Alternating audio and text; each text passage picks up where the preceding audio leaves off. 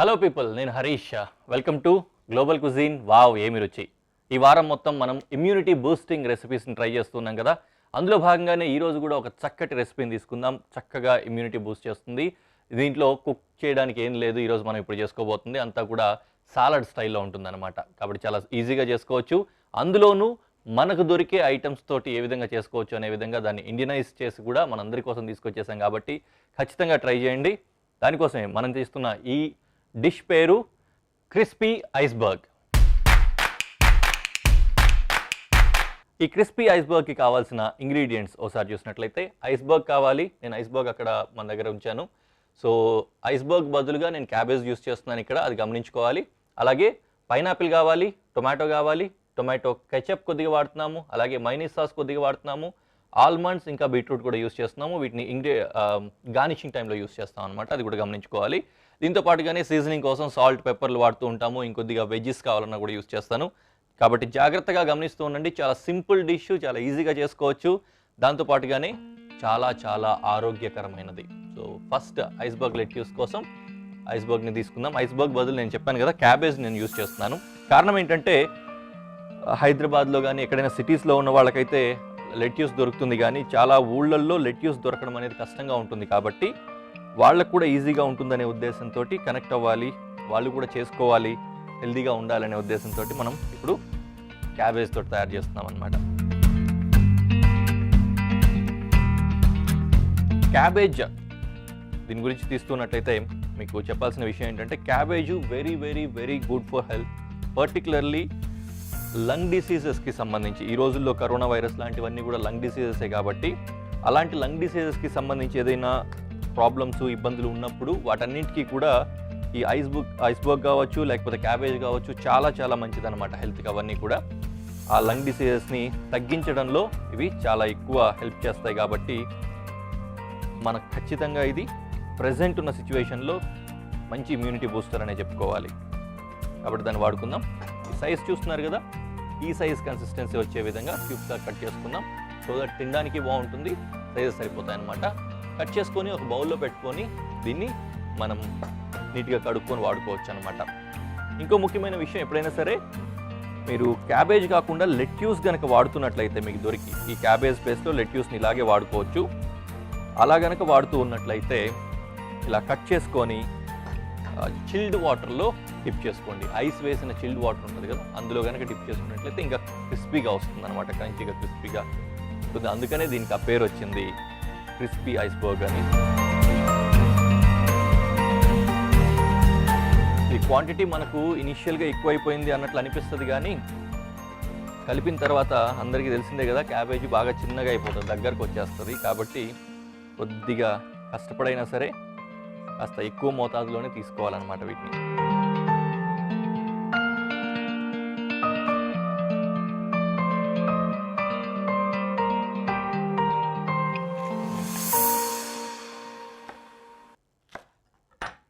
సరే కదా, రేఖలు రేఖలు లాస్ట్కి వచ్చేసరికి ఈజీ అయిపోయింది చేసుకోవడం కూడా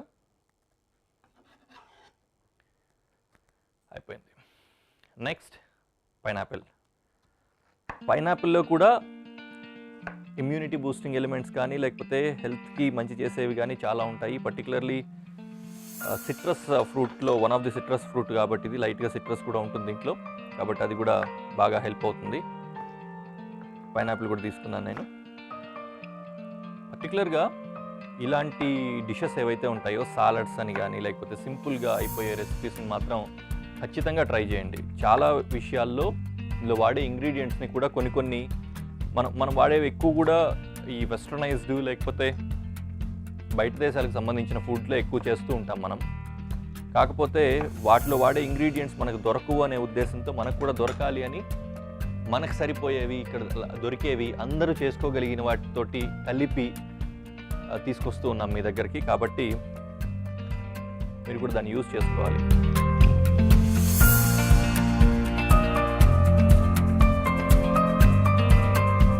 ఇప్పుడే అవసరం రాదు కాబట్టి ఇక్కడ వరకు రెడీ అయిపోయింది. దెన్ ఇందులో మనం ఇప్పుడు సీజనింగ్స్ వేసుకొని జస్ట్ మిక్సప్ చేసుకుందాం. ఇంట్లో ఏమేమి వాడుతున్నామంటే మైనీస్ సాస్,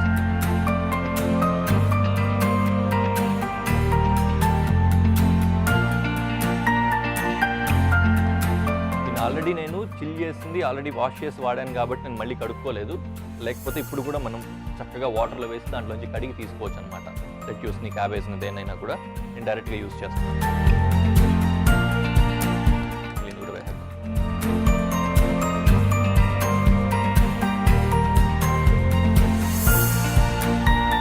కొద్దిగా కెచప్ కూడా యూస్ చేస్తున్నా. ఇది కంప్లీట్లీ ఆప్షనల్. మీకు నచ్చదు అనుకుంటే అవసరం లేదు. ఇప్పుడు మనం దీనికి కలిపామనుకోండి, ఆబ్వియస్లీ ఏమవుతుందంటే కాక్టైల్ సాస్ అవుతుంది. ఈ విధంగా వాడుతున్నామండి. కొద్దిగా ట్యాంగీ ఫ్లేవర్ కూడా టచ్ అవుతుంది కదా, ఆ టేస్ట్ కోసం మనం కావాలంటే టొమాటో కెచప్ కూడా వేసుకోవచ్చు అనమాట. పెప్పర్ ఇంకా సాల్ట్.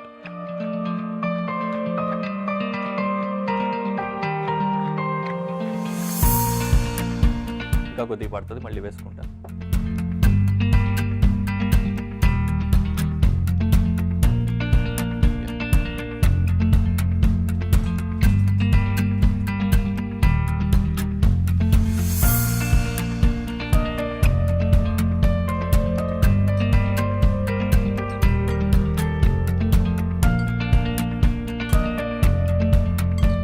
ఈవెన్గా ఉప్పు, కారం, ఇంకా ఈ మైనీస్ ఏదైతే వేసామో మైనీస్ సాస్ ఇంకా కెచప్ అన్నీ ఈవెన్గా వాటికి కలిసే విధంగా కలిపి వేసుకుంటాం కొద్దిగా. అండ్ దెన్ దీంట్లోనే పైనాపిల్ క్యూబ్స్,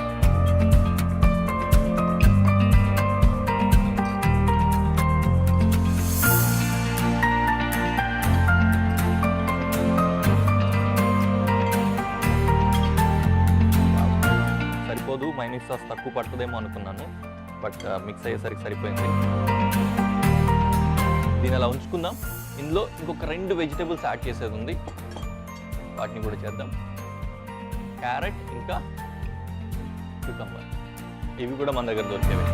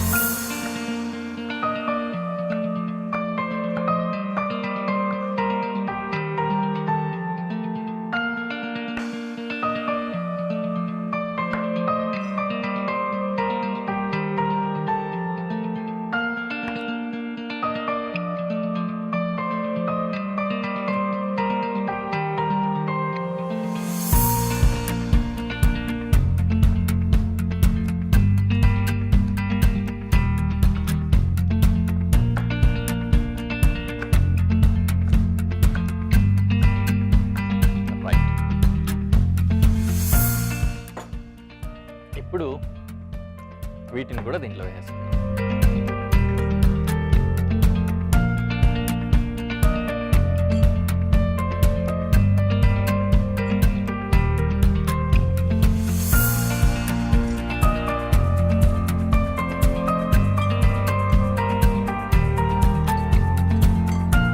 ఇది కలర్ఫుల్గా కూడా ఉంది కదా చూడడానికి.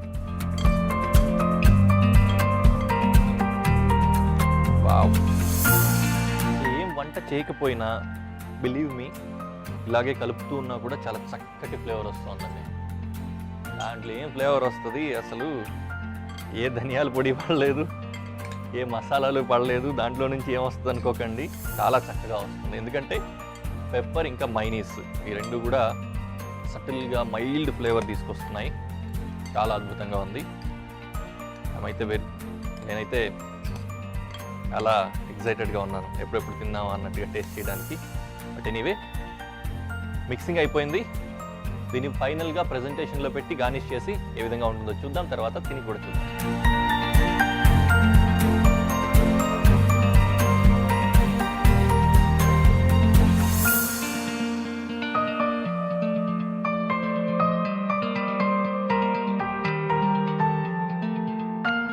ఎగ్జాటిక్గా ఉంది కదా, చాలా చాలా చక్కగా ఉంది చూడడానికి. టేస్ట్ కూడా ఇందాక చూశాను, కొద్దిగా ఉప్పు కారం తక్కువైతే కూడా వేసుకుందాం. క్యారెట్, క్యూకుమర్, లెట్యూసు అన్నీ బాగున్నాయండి.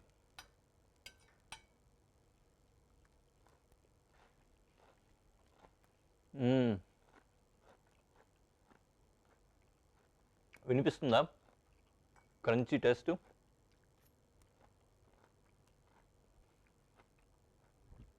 చాలా చాలా చక్కగా ఉంది. బీట్రూటు తర్వాత గార్నిష్లో వాడాను. ఎనీవే నేను తినుకుంటూ ఉంటే మీతో మాట్లాడడం కష్టమైపోతుంది. చాలా చక్కగా ఉంది. చక్కటి వెజ్ సాలడ్ ఒకటి తయారు చేసుకున్నాం కదా, మంచి సాలడ్ తయారు చేసుకున్నాము. మీరు బ్రేక్లో అలా వెళ్ళారో లేదో, నేనైతే శుభ్రంగా తిన్నాను. చాలా చాలా టేస్టీగా ఉంది. సరే, ఎలాగూ వెజ్ ఐటమ్ తినేసాం కదా, వెజ్లో తిన్నాము, కొద్దిగా డిఫరెంట్గా సాఫ్ట్గానే ఉండాలి, బట్ డిఫరెంట్గా ఉండాలి అనే ఉద్దేశంతో ఇంకోటి ప్లాన్ చేసుకున్నాము. దాంట్లోనే మనం ఈరోజు తయారు చేసుకోబోతున్నాము ఒక చక్కటి డిష్. దాంట్లో ఫిష్ ఐటమ్ అది. దాంట్లో మనం వాడుతుంది కూడా ఆబ్వియస్లీ ఫిషే వాడుతున్నాము. ఫిష్లోనే కొద్దిగా డిఫరెంట్ ఫిష్ అనమాట. దాని పేరు seared red mullet.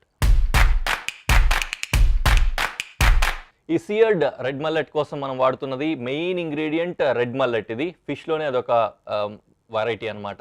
In case మీ దగ్గర రెడ్ మల్లెట్ దొరకట్లేదు అనుకుంటున్నట్టయితే శుభ్రంగా ఫిష్ ఫిల్లెట్ వాడుకోండి. అంటే చేపదే బోన్లెస్ తోటి ఫిల్లెట్ వస్తుంది కదా, సేమ్ దాన్నే వాడుకోవచ్చు. చక్కగా ఇలాగే ఉంటుంది, ఏమాత్రం మొహమాటం లేదనమాట. ఎందుకంటే మీరు తయారు చేసుకోవడం తినడమే ముఖ్యం, కొద్దిగా అటు ఇటు అయినా కూడా ఏం బాధలేదు. దాంతోపాటుగానే క్యారెట్ ఉంది, టొమాటో ఒకటి వాడుతున్నాము. అలాగే ఇక్కడ చూసినట్లయితే లెమన్ జస్ట్ అంటే నిమ్మకాయ తురుము, పైనుంచి ఏదైతే తొక్కు ఉంటుందో దాన్ని మాత్రమే తురుము పెట్టుకున్నాం. అది అంటే మళ్ళీ చేయడం కష్టం అవుతుందని, లేకపోతే పైన అప్పటికప్పుడే కూడా చేసుకోవచ్చు. అలాగే గార్లిక్ వాడుతున్నాము, వెల్లుల్లి, నిమ్మకాయ ఒక చిన్న స్లైసెస్ ఒక 2 వాడుతున్నాము. అలాగే ఉల్లిపాయ ఒకటి, వైట్ వైన్ యూస్ చేస్తున్నాం, బటర్, ఇంకా కెచప్, రోజ్మేరీ ఎందుకు వాడుతున్నామంటే అన్నీ లైట్ అయిపోయాయి కదా, దీంట్లో కొద్దిగా స్ట్రాంగ్ ఫ్లేవర్ రావాలనే ఉద్దేశంతో రోజ్మేరీ కూడా యూస్ చేస్తున్నాము. ఇంకో విషయం ఏంటంటే దీంతో పాటుగానే గార్నిషింగ్ కోసం పెప్పరు, సాల్ట్ యూస్ చేస్తున్నాము. ఇంకా కావాలంటే ఏమైనా వెజ్జెస్ కూడా యూస్ చేసుకోవచ్చు, మన దగ్గర ఉన్న వెజ్జెస్ అనమాట. బేసిక్గా ఇది చాలా సింపుల్గా అయిపోయే డిష్. ఇది కూడా ప్యాన్ తోటి మనం దీన్ని గ్రిల్ అయితే చేసుకుంటాం. దానికోసం ప్యాన్ రెడీగా ఉంది. ఫస్ట్ రెడ్ మల్లెట్ని మ్యారినేట్ చేసుకోవాలి కాబట్టి దానికోసం మ్యారినేట్ రెడీ చేసుకుందాం. ఫస్ట్ దీనికోసం మనం వాడుతుంది కొద్దిగంత ఆయిల్తో పాటుగానే సాల్ట్ ఇంకా పెప్పర్. కొద్దిగా సాల్ట్, కొద్దిగా పెప్పర్. అక్కడితో అయిపోలేదు, ఇవన్నీ ఇక్కడే వాడేస్తున్నాం. లెమన్ జస్ట్ వాడుతున్నాం. లెమన్ జస్ట్ అంటే ఇందాకే చెప్పాను, నిమ్మకాయని పైన తురుముకోవడం అనమాట. రోజ్మెరీస్ ఇట్లాంటివి వాడేటప్పుడు కొద్దిగా జాగ్రత్తగా వాడుకోవడమే బెటర్. రీజన్ ఏంటంటే నాకు అవంటే కొద్దిగా భయం, స్ట్రాంగ్ ఫ్లేవర్స్ ఉంటాయి. టైం అయితే కొద్దిగా అటు ఇటు అయినా పర్లేదు కాబట్టి రోజ్మెరీని మాత్రం కొద్దిగా డెలికేట్గానే హ్యాండిల్ చేయాలి. దీంతో పాటుగానే గార్లిక్ కూడా వేయాలి, అది కట్ చేసుకున్నాం.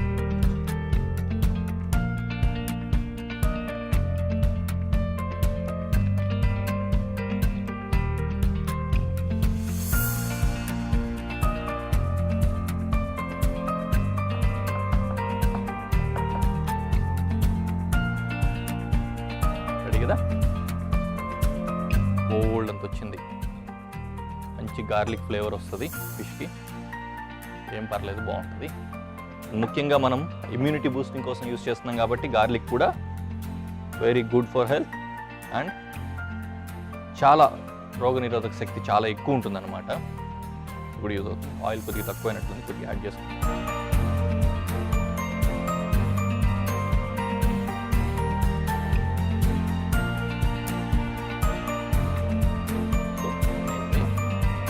Going for marination.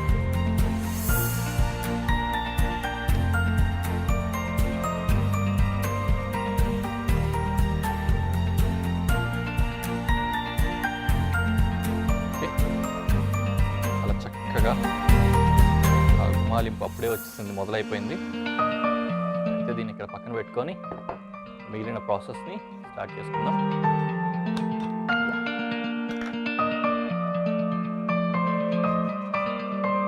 వెలిగింది కాబట్టి తర్వాత కొద్దిగా ప్యాన్ వేడైన తర్వాత బటర్ వేసుకోవాలి. ఈలోపు టొమాటో అండ్ ఆనియన్ కూడా నేను కట్ చేసుకుంటాను.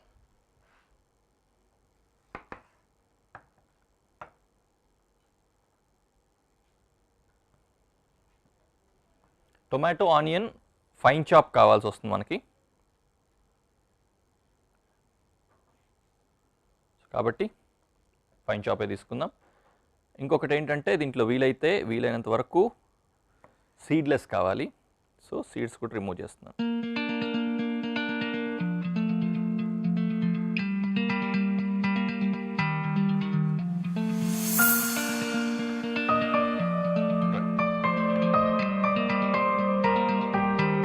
వేసేద్దాం అందులో పని, అది అవుతూ ఉంటుంది, మిగతా పని మనం చేసుకుంటాం.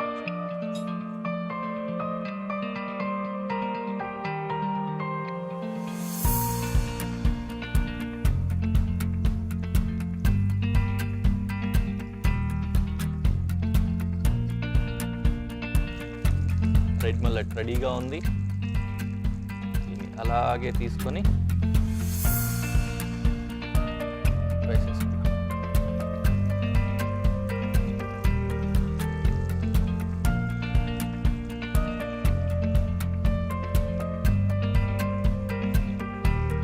బ్యూటిఫుల్, సాఫ్ట్గా టెండర్గా కుక్ అవుతుంది తెలుసా బటర్లో.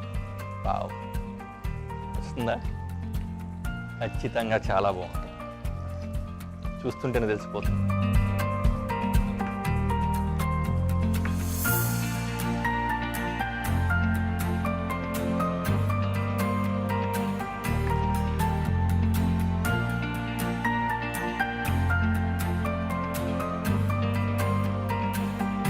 క్యారెట్ని జూలియన్స్ లాగా కట్ చేసుకుంటున్నాను, అంటే అగ్గిపుల్లల సైజులో అట్లా వచ్చే విధంగా ఉంటే బాగుంటుందనే ఉద్దేశంతో.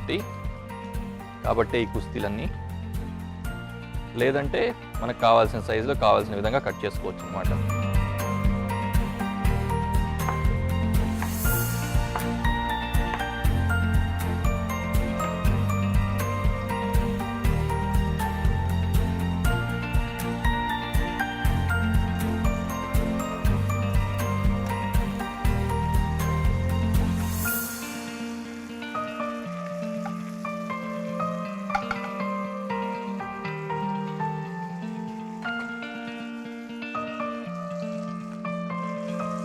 చక్కగా కుక్ అవుతుంది.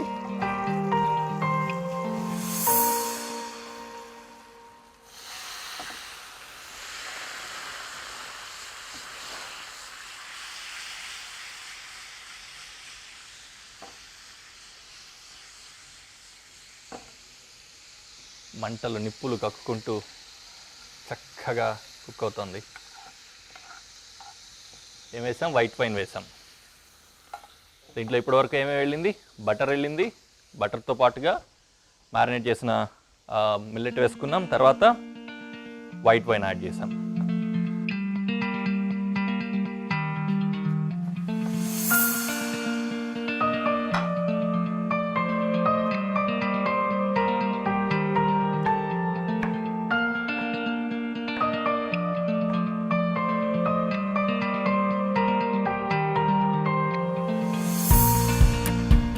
Almost more than half cook అయిపోయింది.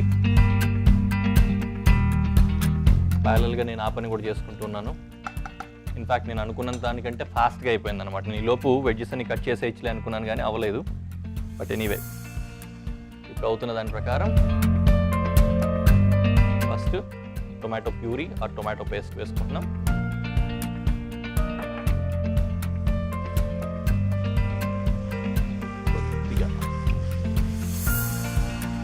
కలిసాక టొమాటో,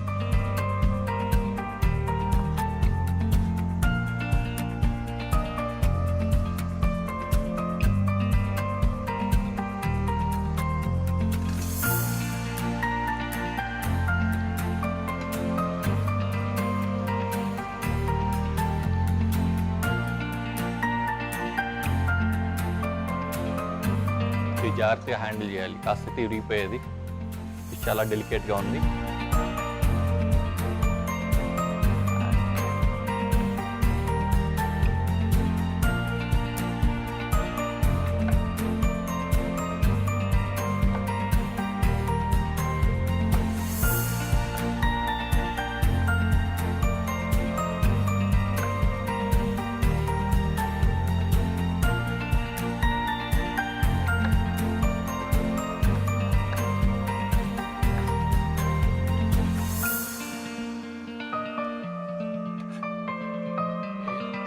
ఆనియన్ ఇంకా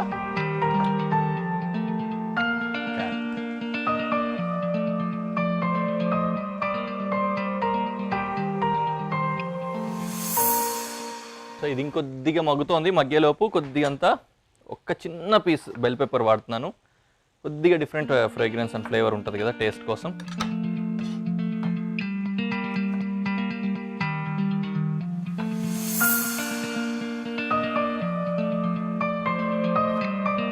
గ్రీన్ బెల్ పెప్పర్ కూడా యూస్ చేసుకోవచ్చు.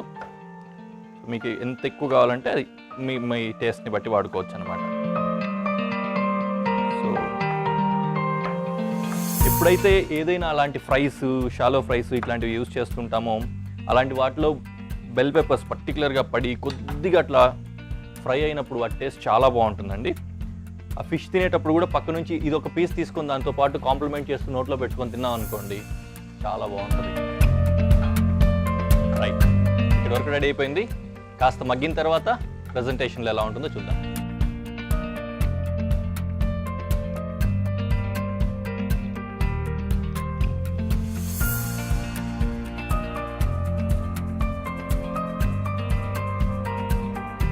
అబ్బా అబ్బా అబ్బా, ఎప్పుడెప్పుడు తినేద్దామా అని ఉంది.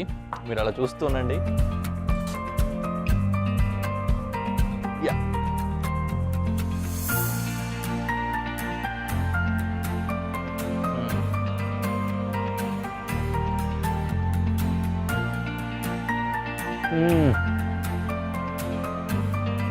అద్భుత కదా. నిజంగా మీరు ఇలా చూస్తూ ఉండడం, నేను ఇలా తింటూ ఉండడం, మళ్ళీ మళ్ళీ చెప్తున్నా, హ్యాపీగా ఇంట్లో చేసుకోగలిగే విధంగానే అన్ని ఇంట్లో ఉన్న రెసిపీసే ఉన్నాయి కాబట్టి, ఇంట్లో ఉన్న ఇంగ్రీడియంట్సే ఉన్నాయి కాబట్టి ఏమాత్రం మొహమాటం లేకుండా చక్కగా చేసుకొని తినండి. అద్భుతంగా ఉంది, చాలా చాలా టేస్టీగా ఉంది. ఇంకా వెజ్జెస్ ఏమైనా యాడ్ చేసుకోవాలన్నా కూడా హ్యాపీగా యాడ్ చేసుకోవచ్చు. ఫిషే కొద్దిగా తక్కువైంది, ఎక్కువ వెజిటేబుల్స్ ఉన్నాయి ఇందులో. ఎందుకంటే కొద్దిగా ఎక్కువ హెల్దీగా తినాలనుకున్నాం కాబట్టి వెజిటేబుల్స్ని ఎక్కువ యాడ్ చేస్తాం ఇందులో. కొద్దిగా తక్కువ కావాలనుకుంటే తక్కువ వేసుకోండి. ఇంకొక పీస్ ఫిష్ కానీ మన రెడ్ మెల్లెట్ కానీ ఏదైనా యాడ్ చేయాలనుకుంటే యాడ్ చేసుకోండి. సో చక్కగా ఉంది. ఇలాగే మంచి మంచి రెసిపీస్ తోటి మరో ఎపిసోడ్లో మళ్ళీ కలుసుకుందాం. టాటా.